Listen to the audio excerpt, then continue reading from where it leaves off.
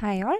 Business communication part 1 പേപ്പറിലെ module 2 unit 7 വരുന്ന കുറച്ച് ടേംസാണ് നമ്മൾ നോക്കാൻ പോകുന്നത്. നമ്മുടെ സിലബസിൽ വരുന്നത് speaking skills, techniques, barriers and effective speaking for different purposes and at different occasions. ഇത്രയും കാര്യങ്ങളാണ് പഠിക്കാനുള്ളത്. സോ ഇനി സ്കിൽസിനെ പറ്റിയിട്ടൊക്കെ പറയുന്നതിന് മുന്നേ അത് എന്താണ് സ്പീക്കിംഗ് എന്ന് നോക്കാം. സ്പീക്കിംഗ് നമ്മളെല്ലാവരും നമുക്കെന്താണ് എഴുതി ഫലിപ്പിക്കാനായിരിക്കും ബുദ്ധിമുട്ട്, അല്ലാണ്ട് പറയാനറിയാം. എന്താണ് സംസാരിക്കുന്നതിനാണ് നമ്മൾ സ്പീക്കിംഗ് എന്ന് പറയുക.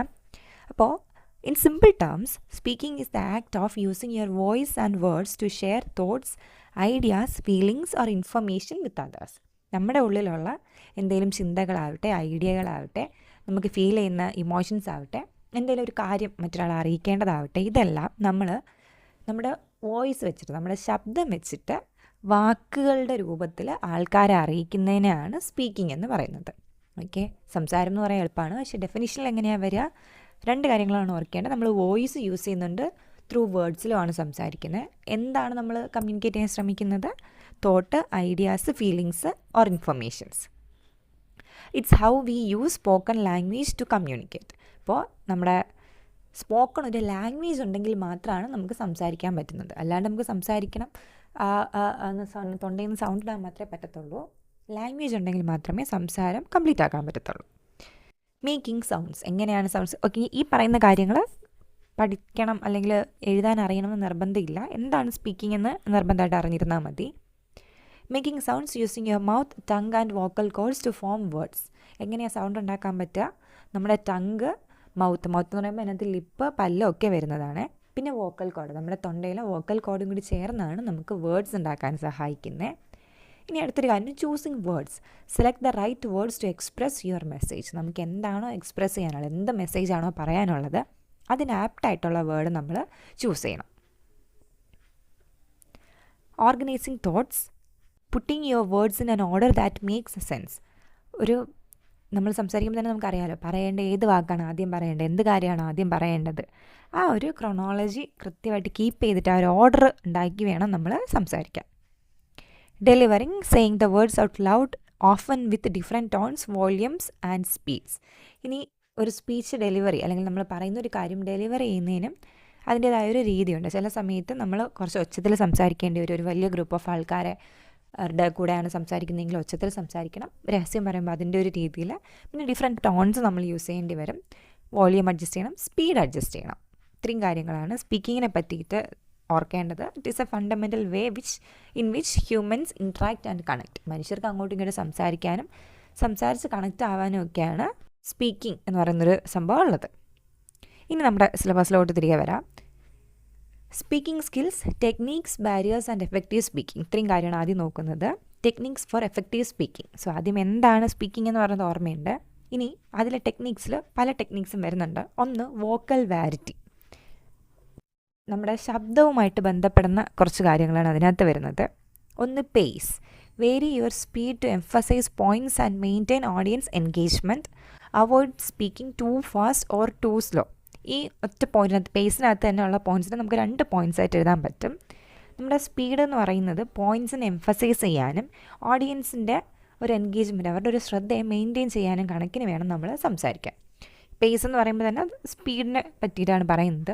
ഒത്തിരി സ്പീഡിൽ ചില സമയത്ത് നമുക്ക് സംസാരിക്കാൻ പറ്റിയെന്ന് വരില്ല, അല്ലെങ്കിൽ ഓഡിയൻസിന് അത് ഫോളോ ചെയ്യാൻ പറ്റിയെന്ന് വരില്ല. ഒരിക്കൽ പറഞ്ഞ കാര്യമാണ് വീണ്ടും ഒരാളുടെ അടുത്ത് പറയുന്നതെങ്കിൽ കുറച്ചധികം സ്പീഡിൽ സംസാരിച്ചാലും പ്രശ്നം ഉണ്ടാവില്ല.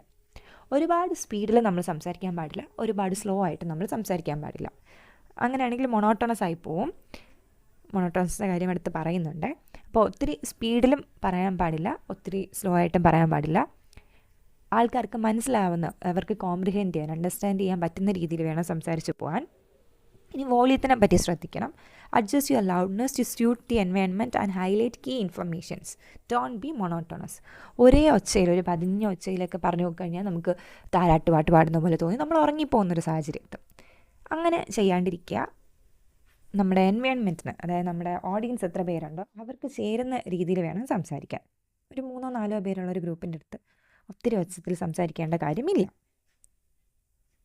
പിന്നെ കീ ഇൻഫർമേഷൻ വരുമ്പോഴത്തേക്കും അതൊന്ന് ഒച്ചത്തിൽ പറഞ്ഞു കഴിഞ്ഞാൽ ആ ഒരു ഇൻഫർമേഷൻ ഉള്ളിലേക്ക് കുറച്ചുകൂടി പെട്ടെന്ന്, ആൾക്കാരുടെ ഉള്ളിലേക്ക് പെട്ടെന്ന് അവർക്ക് കണക്റ്റ് ആവും. ഇനി pitch. Use change in your voices highness or lowness to convey emotion and interest. നമുക്ക് എന്തെങ്കിലും ഒരു കാര്യം നമ്മൾ എക്സൈറ്റഡ് ആകുമ്പോൾ എപ്പോഴും നമ്മുടെ ഒച്ച കൂടും, സൗണ്ട് കൂടുന്നൊരു രീതി ശ്രദ്ധിച്ചിട്ടുണ്ടെങ്കിൽ മനസ്സിലാവും.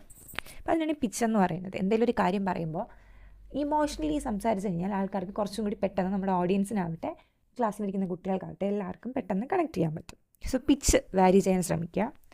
Then tone, the emotional quality of your voice ensures. Tone എന്ന് പറയുന്നത് നമ്മുടെ ഇമോഷണൽ ക്വാളിറ്റിയാണ്. സൗണ്ടിൽ നമുക്ക് വരുന്ന ഇമോഷണൽ ക്വാളിറ്റി, വോയിസിൽ നമുക്ക് വരുന്ന ഇമോഷണൽ ക്വാളിറ്റീനെയാണ് ടോൺ എന്ന് പറയുന്നത്. Ensure your tone matches your message. Example, serious for grave topics, enthusiastic for exciting news. Tone എന്ന് പറയുമ്പോൾ നമ്മൾ സംസാരിക്കുന്ന ഒരു രീതി അത് കറക്റ്റായിരിക്കണം. സീരിയസ് ആയിട്ടുള്ള ഒരു കാര്യം പറയുമ്പോൾ നമ്മൾ ചിരിച്ച് സംസാരിക്കാൻ പാടില്ല. ന്യൂസിൽ കാണുമ്പോഴത്തേക്കും ഒരു ന്യൂസ്, വളരെ സീരിയസ് ആയിട്ടൊരു ന്യൂസ് പറയുമ്പോഴത്തേക്കും ന്യൂസ് റീഡർ ഒരിക്കലും ചിരിക്കുകയോ അല്ലെങ്കിൽ അവരുടെ സ്വന്തം അഭിപ്രായങ്ങൾ പറഞ്ഞ് പൊട്ടിച്ചിരിക്കുന്ന ആ ഒരു ലെവലിലോട്ട് അവർക്ക് ചെയ്യാൻ പറ്റില്ല. എന്നാൽ എന്തെങ്കിലും ഒരു നല്ല കാര്യം പറയുമ്പോഴത്തേക്കും അത് നമ്മൾ വിഷമഭാവത്തിൽ പറഞ്ഞു കഴിഞ്ഞാൽ അവർ എക്സാം പാസ്സായി എന്ന് പറയുമ്പോൾ നമ്മൾ അത്രയും ഒരു സന്തോഷത്തിലാണ് പറയുക. അതിന് വിഷമിച്ചിട്ട് എക്സാം പാസ്സായി ഇനി ഞാൻ എന്ത് ചെയ്യാൻ, അങ്ങനെ പറയുന്നത് മോശമാണ്. സോ എന്ത് ചെയ്യുക, ടോൺ മെയിൻറ്റെയിൻ ചെയ്യുക. ഇനി ഒരു കാര്യമാണ് പോസസ്.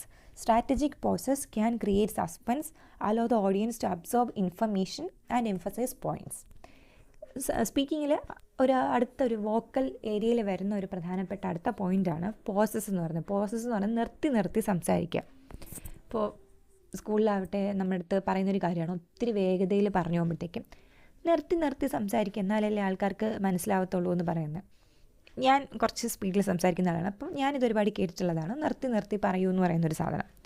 ഇനി ഓർക്കുകയാണെങ്കിൽ ഇത് എന്തിനാണ് നമ്മളെ സഹായിക്കുന്നത്, ഈ നിർത്തി നിർത്തി സംസാരിക്കുന്നത്? ഒരു സസ്പെൻസ് ബിൽഡ് ചെയ്യാൻ നമ്മളത് സഹായിക്കും. പിന്നെ ഓഡിയൻസിന് ഇൻഫർമേഷൻ പെട്ടെന്ന് അബ്സോർബ് ചെയ്യാനും അത് നമ്മളെ സഹായിക്കും. നമുക്ക് നന്നായിട്ട് അറിയുന്നൊരു കാര്യം ഒരാൾ പെട്ടെന്ന് പോസ് ചെയ്ത് കഴിഞ്ഞാൽ നമുക്കത് ഓട്ടോമാറ്റിക്കലി നമ്മൾ ഫിൽ ഇൻ ചെയ്യുന്ന ഒരു രീതി വരും. ഉദാഹരണത്തിന് കൺസേർട്സിലൊക്കെ പോയി കഴിഞ്ഞാൽ, അല്ലെങ്കിൽ പാട്ട് കേൾക്കുമ്പോൾ തന്നെ പെട്ടെന്നൊരു ഒരു സ്ഥലം എത്തുമ്പോഴത്തേക്കും ഒന്ന് പോസ് ചെയ്ത് കഴിഞ്ഞാൽ, പാട്ട് പാടുന്ന ആൾ നിർത്തിക്കഴിഞ്ഞാൽ ഓഡിയൻസ് അതിൻ്റെ ബാക്കി പാടും. അങ്ങനെ പോസസ് നമുക്ക് ഉപകാരപ്പെടും. പിന്നെ ആ ഒരു സസ്പെൻസ്, റിയാലിറ്റി ഷോസ് കാണുന്നവർക്കറിയാം ഈ റൗണ്ടിൽ എലിമിനേറ്റഡ് ആവുന്നത് എന്ന് പറഞ്ഞിട്ടൊരു പോസാണ്. അപ്പോൾ നമ്മൾ ആ ഒരു സസ്പെൻസിലോട്ട് അത് പൊയ്ക്കൊണ്ടേയിരിക്കും. സോ അതാണ് പോസസ് എന്ന് പറയുന്നത്. സോ വോക്കലിൽ പറഞ്ഞ കാര്യങ്ങൾ ഓർക്കുക. പിച്ച് പറഞ്ഞു, വോളിയം, ടോണ്, പോസ്, പേസ്, ഇത്രയും കാര്യങ്ങൾ വോളിയത്തിനകത്ത് പറഞ്ഞതാണ്. സോ ഇതിൽ നിന്ന് ഓരോ പോയിൻറ്റ്സ് എങ്കിലും എല്ലാത്തിനെ പറ്റിയിട്ടും എഴുതാൻ നമുക്ക് അറിയണം. രണ്ടാമത് പറഞ്ഞു, ഇതെല്ലാം എഫക്റ്റീവ് ടെക്നിക്സ് തന്നെയാണ്. Articulation and pronunciation. Articulation, clearly enunciate your words, avoid mumbling or slurring. Enunciate എന്ന് പറഞ്ഞാൽ പറയുക, നമ്മൾ കൃത്യമായിട്ട് ഏത് വാക്കാണോ നമ്മൾ പറയാൻ ഉദ്ദേശിക്കുന്നത് അത് കൃത്യമായിട്ട് പറയുക. അല്ലാണ്ട് മംബ്ലിംഗ് ഓർ സ്ലറിങ്. മംബ്ലിംഗ് എന്ന് പറഞ്ഞു കഴിഞ്ഞാൽ വ്യക്തതയില്ലാതെ അങ്ങനെ ഇങ്ങനെ ഇങ്ങനെ ഇങ്ങനെ സംസാരിക്കുന്നതിനാണ് മംബ്ലിംഗ് എന്ന് പറയുന്നത്. ഓർ സ്ലറിങ് എന്ന് പറഞ്ഞാൽ സെയിം ആണ്. വാക്ക് കിട്ടാത്ത സമയം നമ്മളിങ്ങനെ ഇങ്ങനെ എന്തെങ്കിലും സൗണ്ട് ഉണ്ടാക്കി അതിനെ ഫിൽ ഇൻ ചെയ്യുന്നതിനാണ് സ്ലറിങ് എന്ന് പറയുന്നത്. സോ നമുക്കത് പാട്ടുകളൊക്കെ പാടുമ്പോൾ ലിറിക്സ് അറിയാത്ത സമയത്ത് നമ്മളതിൻ്റെ ഒരു മ്യൂസിക്കിനനുസരിച്ച് മൂളി വിടുന്നില്ലേ, അതൊക്കെയാണ്. പക്ഷേ ഒരാളുടെ സംസാരിക്കുന്ന സമയത്ത് ക്ലിയർ ആയിട്ട് നമ്മൾ വേർഡ് പറഞ്ഞേ പറ്റത്തുള്ളൂ. Then pronunciation, say words correctly, if unsure look them up. ഇതൊരു ഇമ്പോർട്ടൻ്റ് ആയിട്ടുള്ളൊരു കാര്യമാണ്. നമ്മൾ എപ്പോഴും പ്രൊനൗൺസിയേഷൻ നടത്തുമ്പോഴത്തേക്കും നമ്മൾ പറയുന്ന വാക്കിൻ്റെ ഉച്ചാരണം ശരിയാണോ എന്ന് ഉറപ്പ് വരുത്തുക. അല്ലാത്ത പക്ഷം അതിൻ്റെ ഉച്ചാരണം നോക്കിയതിന് ശേഷം മാത്രം അതിനെപ്പറ്റി സംസാരിക്കുക. മൂന്നാമത്തെ സെറ്റ് പോയിൻറ്റിനകത്ത് വരുന്നതാണ് ബോഡി ലാംഗ്വേജ്. സ്പീക്കിംഗ് എന്ന് പറയുമ്പോൾ അത് നമ്മുടെ സൗണ്ടോ വോയിസോ അല്ലെങ്കിൽ വാ കൊണ്ട് മാത്രം ചെയ്യുന്നൊരു കാര്യമല്ല. ബോഡി ലാംഗ്വേജ് അതിനകത്ത് പ്രധാനപ്പെട്ടൊരു പങ്ക് വഹിക്കുന്നുണ്ട്. ഒന്നാമത് ശ്രദ്ധിക്കേണ്ടത് eye contact. Maintain appropriate eye contact with your audience to build rapport and convey sincerity. So eye contact എന്ന് പറഞ്ഞാൽ ഇമ്പോർട്ടൻ്റ് ആണ്. നമ്മുടെ ഓഡിയൻസിൻ്റെ കണ്ണിലോട്ട് നോക്കി തന്നെ നമ്മൾ സംസാരിക്കണം. എന്നിട്ട് റൊമാൻറ്റിക്കായിട്ട് കണ്ണും നോക്കുന്ന കാര്യമല്ല. നമ്മൾ അവരെ നോക്കുന്നുണ്ട്, അവരെ അഡ്രസ്സ് ചെയ്താണ് നമ്മൾ സംസാരിക്കുന്നതെന്ന് ഓഡിയൻസിന് ഫീൽ ചെയ്യുന്ന ലെവൽ. എന്നാൽ മാത്രമേ റാപ്പോ എന്ന് പറഞ്ഞു കഴിഞ്ഞാൽ ഒരു റിലേഷൻഷിപ്പ്, നമ്മൾ സംസാരിക്കുന്നത് കേൾക്കാം എന്നൊരു മൈൻഡ് അവർക്ക് തോന്നുന്നത് അപ്പോൾ മാത്രമായിരിക്കും. പിന്നെ മുഖത്ത് നോക്കി സംസാരിച്ചില്ലെങ്കിൽ ഒരു കള്ളത്തരം ഫീൽ ചെയ്യുന്നൊരു സാധനമുണ്ട്. അടുത്തതാണ് gestures. Use natural purposeful hand gestures to illustrate points and add emphasis. Avoid fidgeting or repetitive gestures. Gestures എന്ന് പറഞ്ഞാൽ ആംഗ്യങ്ങൾ എന്തെങ്കിലുമൊക്കെ കാണിക്കുന്നതിനാണ്. ഹാൻഡ് ജെസ്റ്റേഴ്സ് വളരെയധികം നമ്മളെ സംസാരിക്കുന്നതിൽ സഹായിക്കും. നമ്മളൊരു കാര്യം പറയുമ്പോഴത്തേക്കും അതിന് കൺവേ ചെയ്യുന്ന കണക്കിന് നമ്മൾ കൈ കൊണ്ട് കാണിക്കുന്ന ആക്ഷൻസോ അല്ലെങ്കിൽ ഫേസിൽ വരുന്ന എന്തെങ്കിലും ചെറിയൊരു എക്സ്പ്രഷൻസോ ഒക്കെ നമുക്കിതിനകത്ത് പറയാൻ പറ്റും. എന്തെങ്കിലും പോയിൻ്റ് 1 പോയിൻ്റ് 2 എന്ന് പറയുന്ന സമയത്ത് നമുക്ക് 1 2 3 എന്ന് കൈ കൊണ്ട് കാണിച്ചു കഴിഞ്ഞാൽ അതൊന്ന് കുറച്ചുകൂടി വേഗം കണക്റ്റാക്കാൻ പറ്റും. പക്ഷേ ഫിഡ്ജറ്റിങ്, വെറുതെ കൈ അങ്ങോട്ടും ഇങ്ങോട്ടും ഇട്ടാട്ടുന്ന ഒരു പരിപാടിയുണ്ട്, അത് ചെയ്യാണ്ടിരിക്കുക. റെപ്പറ്റേറ്റീവായിട്ട് എപ്പോഴും ഒരേ ആക്ഷൻ തന്നെ കൈ കൊണ്ട് കാണിച്ചുകൊണ്ടേ ഇരിക്കാതിരിക്കുക. അപ്പോൾ ആൾക്കാർക്ക് അങ്ങോട്ട് ശ്രദ്ധിക്കാനും തോന്നത്തില്ല. അഥവാ ഇനി ശ്രദ്ധിച്ചു കഴിഞ്ഞാലും നമ്മൾ പറയുന്ന കാര്യത്തിൽ നിന്നും ശ്രദ്ധ മാറി നമ്മുടെ കൈയുടെ ആക്ഷനിലോട്ട് ശ്രദ്ധ പോകാനുള്ള സാധ്യത വളരെ കൂടുതലാണ്. അടുത്ത പോയിൻ്റാണ് posture. Stand or sit upright and confidently. A good posture projects authority and self assurance. ഇപ്പോൾ നമ്മൾ ഇരുന്ന് കൊണ്ടൊരു ഇൻ്റർവ്യൂ ബോർഡിനെ ഫേസ് ചെയ്യുവാണെങ്കിൽ സ്ട്രെയിറ്റ് ആയിട്ട് തന്നെ നമ്മൾ ഇരിക്കുക. ഇനി നിന്നിട്ടാണ് നമ്മൾ സംസാരിക്കുന്നതെങ്കിൽ സ്ട്രെയിറ്റ് ആയിട്ട് തന്നെ നമ്മൾ നിൽക്കുക. അതായത് ഡ്രൂപ്പി ഷോൾഡേഴ്സ്, സ്ലൗച്ചി ആയിട്ടിരിക്കുന്നത്, അതായത് നമ്മൾ എന്താണ് കൂനിക്കൂടി ഇരിക്കുക എന്ന് പറയത്തില്ലേ, ഒട്ടും കോൺഫിഡൻ്റ് അല്ലാത്ത പോലെ കമ്മഴ്ന്നിരിക്കുന്നത്, അങ്ങനെ ചെയ്യാണ്ടിരിക്കുക. നല്ലൊരു രീതിയിൽ നമ്മളെ തന്നെ നമ്മൾ പ്രസൻറ്റ് ചെയ്താൽ മാത്രമേ ഒരു അതോറിറ്റി അല്ലെങ്കിൽ ഒരു സെൽഫ് അഷുറൻസ്. നമ്മുടെ മുന്നേ വളരെ പേടിച്ചിട്ട് ഒരാൾ വന്ന് സംസാരിച്ച് കഴിഞ്ഞാൽ നമുക്ക് അയാൾ പറയുന്നത് ശ്രദ്ധിക്കാൻ തോന്നത്തില്ല. ചിലർക്ക് അയാളെ കളിയാക്കാൻ തോന്നും, ചിലർക്ക് അയാളോട് ഒരു പിറ്റി തോന്നും, അയ്യോ പാവം പേടിച്ചിട്ടാണല്ലോ നിൽക്കുന്നതെന്ന്. സോ അത് അവോയ്ഡ് ചെയ്യാൻ വേണ്ടിയിട്ട് നമ്മളെപ്പോഴും എന്ത് കാര്യത്തിനാണെങ്കിലും കോൺഫിഡൻ്റ് ആയിട്ട് തന്നെ നമ്മളെ പ്രസൻറ്റ് ചെയ്യുക. അതുകൊണ്ട് പോസ്ചർ ഇമ്പോർട്ടൻ്റ് ആണ്. Then facial expression. Let your expressions reflect the emotions and ideas you are conveying. Smile when appropriate. Facial എക്സ്പ്രഷൻസും ആവശ്യത്തിന് മാത്രമുള്ള എക്സ്പ്രഷൻസ് ഇടുക. അല്ലാണ്ട് ഓവറായിട്ട് നമ്മൾ എക്സ്പ്രഷൻസ് ഇട്ട് കഴിഞ്ഞാൽ ആൾക്കാരുടെ ശ്രദ്ധ ഫേസിലോട്ട് പോകും, പറയുന്ന കാര്യം അവർ ശ്രദ്ധിക്കത്തില്ല. നമ്മൾ പറയുന്ന ഇമോഷന് ചേർന്ന കാര്യം വേണം നമ്മൾ പറയാൻ. ഒരു ദുഃഖകരമായ വാർത്ത പറയുമ്പോഴത്തേക്കും നമ്മളത് ചിരിച്ചുകൊണ്ടോ അല്ലെങ്കിൽ മുഖത്തൊരു കള്ളലക്ഷണം വെച്ചിട്ടോ അല്ലാതെ പറയേണ്ടത്. പിന്നെ സ്മൈൽ എന്ന് പറയുന്നത് ശ്രദ്ധിക്കുക, അപ്രോപ്രിയേറ്റ് ആയിട്ടുള്ള സാഹചര്യങ്ങളിൽ മാത്രം ചിരിക്കുക. എഗെയിൻ ഒരു ദുഃഖവാർത്ത പറയുന്ന സമയത്ത് നമ്മൾ ചിരിക്കാൻ പാടില്ല. Then content and structure. ഈ കോണ്ടൻറ് എന്ന് പറയുന്നതും നോക്കി വയ്ക്കേണ്ട ഒരു കാര്യമാണ്. അതിനകത്ത് തന്നെ clarity and conciseness. Get to the point directly and use clear understandable language. Avoid jargon unless your audience is specialised. Clarity എന്ന് പറയുന്നത് കൃത്യമായിട്ട് കൺസൈസ് ആയിരിക്കണം, വ്യക്തത ഉണ്ടായിരിക്കണം, കൃത്യത ഉണ്ടായിരിക്കണം. അത് ചുരുക്കി വേണം നമ്മൾ ഏത് കാര്യവും ഒരു ഓഡിയൻസിൻ്റെ അടുത്ത് സംസാരിക്കാൻ വേണ്ടിയിട്ട്. ഒരുപാടിരുന്ന് കഥ പറഞ്ഞുകൊണ്ടിരിക്കാനുള്ള സമയം ഉണ്ടാകത്തില്ല. ഇപ്പം ഞാൻ ഈ സംസാരിക്കുന്നത് തന്നെ നമ്മളൊരു ഓഫ്ലൈനായിട്ടൊരു ക്ലാസ് റൂമിനകത്താണെങ്കിൽ എനിക്ക് പല എൻ്റെ ലൈഫിലുള്ള കാര്യങ്ങളോ നിങ്ങളുടെ എക്സ്പീരിയൻസസോ ഒക്കെ നമുക്ക് ഇതിനകത്ത് സംസാരിക്കാൻ പറ്റും. പക്ഷേ ഇത് അതിനുള്ളൊരു ഓപ്പർച്യൂണിറ്റി അല്ല, അതിനുള്ളൊരു സാഹചര്യമല്ല. സോ ഞാൻ പറയേണ്ട കാര്യങ്ങൾ ഞാൻ അത്രയും ക്ലിയർ ആയിട്ട് വളരെ വേഗതയിൽ പറഞ്ഞു കഴിഞ്ഞാൽ മാത്രമേ എനിക്കൊരു സ്റ്റിപ്പുലേറ്റഡ് ടൈമിൻ്റെ ഉള്ളിൽ ഇത് കംപ്ലീറ്റ് ചെയ്യാൻ പറ്റത്തുള്ളൂ.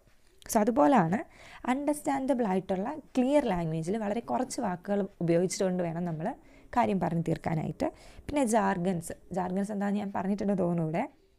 ഒന്നുകൂടി പറയുകയാണ്, ജാർഗൻസ് എന്ന് പറയുന്നത് ഏതെങ്കിലും ഒരു പ്രൊഫഷൻ റിലേറ്റഡ് ആയിട്ടുള്ള ആൾക്കാർക്ക് അവർ യൂസ് ചെയ്യുന്ന വേർഡ്സ്. ഫോർ എക്സാമ്പിൾ ലോയേഴ്സ് ആണെങ്കിൽ അവരുടെ എസ്റ്റിയർ ഓണർ, ആഡ് ഹോക്ക്, അങ്ങനെയൊക്കെ അവർ പറയുന്ന വേർഡ്സിനെയാണ് ജാർഗൻസ് എന്ന് പറയുന്നത്. അതൊരു ഓഡിയൻസിൻ്റെ മുന്നേ പോകുമ്പോഴത്തേക്കും അവോയ്ഡ് ചെയ്യാൻ ശ്രമിക്കുക. Unless they are the specialised audience who could understand your jargons. അത് മാത്രം നോക്കി സംസാരിക്കുക. Then organization. Structure your thoughts logically with a clear introduction, body and conclusion. Use transitions to guide the audience. ഇനി നമ്മൾ പറയാൻ പോകുന്ന കാര്യത്തിനെ ഒന്ന് ഓർഗനൈസ് ചെയ്ത് വേണം കൊണ്ടുപോകാൻ. സംസാരിക്കുന്ന ഒരു ടോപ്പിക് ഉണ്ടാകും, അതിൽ ഞാൻ ആദ്യം എന്താ പറയുന്നത്, പിന്നീട് എന്താ പറയുന്നത്, അത് കഴിഞ്ഞ് എന്താ പറയുന്നത് എന്നുള്ളൊരു ഐഡിയ കൃത്യമായിട്ടുണ്ടായിരിക്കണം. ഒരു ഇൻട്രൊഡക്ഷൻ പാർട്ടായിരിക്കണം ആദ്യം, പിന്നെ ഒരു ബോഡി പാർട്ട്, പിന്നെ ഒരു കൺക്ലൂഷൻ പാർട്ട്. ഇനി ഇതിൻ്റെ ഇടയിൽ ഓഡിയൻസിനെ ഗൈഡ് ചെയ്യുന്ന 1-2 കാര്യങ്ങൾ ഓർത്ത് വെച്ചേക്കണം. അപ്പോൾ മേ ബി നമ്മളൊരു ക്വസ്റ്റ്യൻ ചോദിക്കുന്നു, അവരൊരു ആൻസർ പറയുന്നു എങ്കിൽ അതിൻ്റെ ക്വസ്റ്റ്യൻ നമുക്ക് കൃത്യമായിട്ടൊരു ധാരണ ഉണ്ടാവണം. ഇനി storytelling. Incorporate anecdotes or examples to make your speech more relatable and memorable. നമ്മൾ സംസാരിക്കാൻ പോകുമ്പോഴത്തേക്കും ഒരു കഥയുടെ രൂപത്തിൽ അല്ലെങ്കിൽ എൻ്റെ ലൈഫിൽ എന്തെങ്കിലും കാര്യങ്ങൾ ഞാൻ സംസാരിച്ച് കഴിഞ്ഞാൽ അത് കുറച്ചും കൂടി നമുക്ക് റിലേറ്റബിൾ ആയിരിക്കും. കേട്ടോണ്ടിരിക്കുന്ന വ്യക്തിക്ക് അത് പെട്ടെന്ന് എൻ്റെ ലൈഫിലും ഇങ്ങനെ നടന്നിട്ടുണ്ടല്ലോ, ക്ലാസ്സസിൽ നടക്കുന്ന കാര്യമാണ്, ഒരാൾ ഒരു കാര്യം പറയുമ്പോഴത്തേക്ക് അടുത്ത ആളും ഒരു കഥ പറയാനുണ്ടാവും. അത് എല്ലാവർക്കും ആ ഒരു എക്സ്പീരിയൻസ് മനസ്സിലാവും, ഓർമ്മയും ഉണ്ടാവും. Then audience awareness. Tailor your message, language and examples to your specific audience. ഓഡിയൻസിനെ പറ്റിയിട്ട് നമുക്ക് ഏറ്റവും കൂടുതൽ അറിവുണ്ടായിരിക്കണം. ആരോടാണ് നമ്മൾ സംസാരിക്കാൻ പോകുന്നത്. ഇപ്പോൾ ടോപ്പിക്ക് പലരോടും ഇപ്പോൾ നമുക്ക് മൊബൈൽ ഫോണിൻ്റെ ദൂഷ്യവശങ്ങളെ പറ്റിയിട്ട് കുഞ്ഞു കുട്ടികളുടെ അടുത്ത് മുതൽ വൃദ്ധജനങ്ങളുടെ അടുത്താവട്ടെ, പഠിച്ചുകൊണ്ടിരിക്കുന്ന പ്രൊഫഷണൽസിനാവട്ടെ, സ്കൂൾ കുട്ടികളാവട്ടെ, കോളേജ് കുട്ടികൾ, എല്ലാവരുടെ അടുത്തും സംസാരിക്കാം. പക്ഷെ ഓരോരുത്തരടുത്തും സംസാരിക്കേണ്ടത് പല പല രീതിയിലായിരിക്കണം. അതുകൊണ്ട് മെസ്സേജ് അതിനനുസരിച്ച് നമ്മൾ സ്ട്രക്ചർ ചെയ്യണം, ഭാഷ അതിനനുസരിച്ച് നമ്മൾ സ്ട്രക്ചർ ചെയ്തിട്ടുണ്ടാവണം. പിന്നെ പറയുന്ന എക്സാമ്പിൾസും ഓഡിയൻസിന് സ്പെസിഫിക് ആയിരിക്കണം. കുഞ്ഞുങ്ങളുടെ അടുത്ത് പോയിട്ട് വലിയവർക്ക് പറ്റുന്ന എക്സാമ്പിൾ പറയാൻ പാടില്ല, വലിയവരുടെ അടുത്ത് പോയിട്ട് തിരിച്ചും വൈസ് വേഴ്സയും പറയാൻ പാടില്ല. അഞ്ചാമത്തെ കാര്യം ആക്റ്റീവ് ലിസണിങ്. നമ്മൾ കരുതും സ്പീക്കിംഗ് എന്ന് പറയുമ്പോൾ അത് സംസാരിക്കുന്നതിനെ പറ്റി മാത്രമാണ്. അതിനകത്ത് തന്നെ നമ്മൾ ശ്രദ്ധ എന്ന് പറയുന്ന ലിസണിങ് എന്ന് പറയുന്ന ഭാഗവും അതിനകത്ത് വരുന്നുണ്ട്. While speaking, be prepared to listen to feedback, questions or non-verbal cues from your audience. This helps you adapt and respond effectively. ശ്രദ്ധ ഉണ്ടെങ്കിൽ മാത്രമേ നമുക്ക് ഫീഡ്ബാക്കുകൾ കേൾക്കാൻ പറ്റത്തുള്ളൂ. ആരെങ്കിലും പെട്ടെന്ന് തന്നെ നമ്മുടെ അടുത്ത് ക്ലാസ് കൊള്ളായിരുന്നു, അല്ലെങ്കിൽ ഈ പറഞ്ഞ കാര്യം മനസ്സിലായില്ല, ഈ പ്രസംഗം നല്ലതായിരുന്നു, അങ്ങനെ പറയുന്നത് കേൾക്കാനുള്ളൊരു മനസ്സ് നമുക്കുണ്ടാകണം. പിന്നെ ക്വസ്റ്റ്യൻസ് ഉണ്ടാവും. നമ്മൾ പ്രിപ്പയർ ചെയ്യുന്ന കാര്യം കൃത്യമായിട്ട് നമുക്ക് അറിവുണ്ടായിരിക്കണം. കാരണം അതിൽ നിന്നും മനസ്സിലാവാത്തവർ നമ്മളത് ചോദ്യങ്ങൾ ചോദിക്കും, അതിന് നമ്മൾ ആൻസർ പറഞ്ഞു കൊടുക്കണം. ഇൻ കേസ് നമുക്ക് അറിയാത്തൊരു കാര്യമാണ് അവർ പറയുന്നതെങ്കിൽ നമുക്കത് നോക്കിയിട്ട് പറഞ്ഞു കൊടുക്കാം എന്ന് പറയേണ്ട ഒരു പ്രസൻസ് ഓഫ് മൈൻഡെങ്കിലും ഉണ്ടായിരിക്കണം. പിന്നെ നോൺ വെർബൽ ക്യൂസ്. അവിടെ ഇരിക്കുന്നവർ നമ്മളത് സംസാരിച്ചില്ലെങ്കിൽ അവർ തലയിൽ കൈ വെച്ചിരിക്കുകയോ അല്ലെങ്കിൽ ഒന്ന് നമ്മളെ നോക്കിയിട്ട് ചിരിക്കുന്ന കണക്കിനൊക്കെ ഇരിക്കുവാണെങ്കിൽ നമ്മൾ പറയുന്നതിൽ എന്തെങ്കിലും തെറ്റുണ്ടോ, അല്ലെങ്കിൽ അവർക്കത് മനസ്സിലാവുന്നില്ലയോ, ബോറടിക്കുന്നുണ്ടോ. ഇപ്പോൾ കുറച്ച് പേര് കോട്ടായ വിടുന്നുണ്ടെങ്കിൽ നമുക്കത് മനസ്സിലാക്കാൻ പറ്റും ഇവർ ഉറക്കം വന്നിരിക്കുവാണ്, so I should change my tone, or എന്തെങ്കിലും ഒരു കാര്യം, ഒരു ക്യൂരിയോസിറ്റി കൊണ്ടുവരുന്ന ഒരു കാര്യം അവിടെ ചെയ്യണം എന്നുള്ളത് മനസ്സിലാക്കണം. അത്രയുമാണ് എഫക്റ്റീവ് ടിപ്സിനകത്ത് വരുന്ന കാര്യം. ഇനി അടുത്ത പോയിൻ്റാണ് ബാരിയേഴ്സ് ടു എഫക്റ്റീവ് ലിസണിങ്. ഇനി ലിസണിങ് അല്ല, എഫക്റ്റീവ് സ്പീക്കിംഗ്. എഫക്റ്റീവ് സ്പീക്കിങ്ങിന് നമ്മൾ അനുവദിക്കാത്ത തടസ്സങ്ങൾ എന്തൊക്കെയാണെന്നാണ് അടുത്ത പോർഷൻ. നേരത്തെ പറഞ്ഞ പോയിൻറ്റ്സും എഫക്റ്റീവ് ടെക്നിക്സും ഈ ബാരിയേഴ്സും ഒക്കെ നമുക്കൊരു 4 മാർക്കിൻ്റെ ഒക്കെ ഒരു ക്വസ്റ്റ്യൻ ആയിട്ട് തന്നെ കിട്ടാൻ സാധ്യതയുള്ള സംഭവങ്ങളാണ്. 2 മാർക്കിനും ചോദിക്കാം. അങ്ങനെയാണെങ്കിൽ ഒരു 4-5 പോയിൻ്റ് എഴുതാൻ, ഇപ്പം ഇത്രയും പറഞ്ഞത് കുറേ പോയിൻറ്റ്സ് പറഞ്ഞിട്ടുണ്ട്, അറ്റ്ലീസ്റ്റ് ഒരു 5-6 പോയിൻറ്റ്സ് എങ്കിലും നമുക്ക് നല്ല ഓർമ്മയുണ്ടാകണം. ഒന്നാമത്തെ തടസ്സം എന്ന് പറയുന്നത് നെർവസ്നെസ് ഓർ ആങ്സൈറ്റി. അതിനെ ഗ്ലോസോഫോബിയ എന്ന് പറയും. ആ ഗ്ലോസോഫോബിയ എന്നുള്ള വേർഡ് ഞാൻ വെറുതെ ഇട്ടേക്കുവാണ്, നിങ്ങൾ ഓർത്ത് വയ്ക്കേണ്ട. നെർവസ്നെസ് ഓർ ആങ്സൈറ്റി എന്ന് ഓർക്കുക. ഇത് സിംറ്റംസ് ആയിട്ട് ട്രെംബ്ലിങ് വോയിസ്. നമുക്ക് സംസാരിക്കുമ്പോൾ തന്നെ നമ്മുടെ ഒച്ച എങ്ങനെയാണ് ഷിവർ ചെയ്യുന്നത്, പേടി എന്ന് പറഞ്ഞിട്ട് നമുക്ക് പേടിച്ച് സംസാരിക്കുന്ന പോലെ അത് മനസ്സിലാക്കാൻ പറ്റും. പിന്നെ റാപ്പിഡ് ഹാർട്ട് ബീറ്റ്, പെട്ടെന്ന് വലുതായിട്ട് നല്ല ഇടിയിടിക്കും നമ്മുടെ ഹൃദയം. ദെൻ സ്വെറ്റിംഗ്, നമ്മൾ വേർക്കുന്നത്. ഡ്രൈ മൗത്ത്, പെട്ടെന്ന് നമ്മുടെ തൊണ്ടയും വായും ഒക്കെ അങ്ങ് വരണ്ട് പോകുന്ന പോലെ തോന്നും.